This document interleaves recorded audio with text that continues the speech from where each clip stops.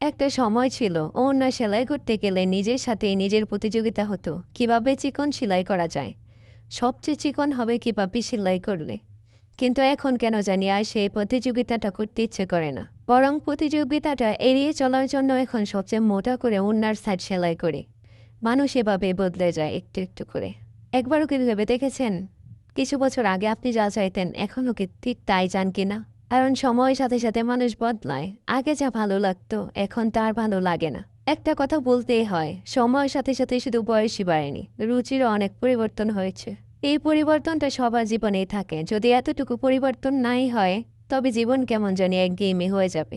যদিও চিকন করে সেলাই করলে অন্য সেলাই করতে একটু বেশি সময়ের প্রয়োজন হয়, প্রতিযোগিতার ভিড়ে সেটা আমি নিতেই চাই না, তাই মোটা করেই সেলাই করছি।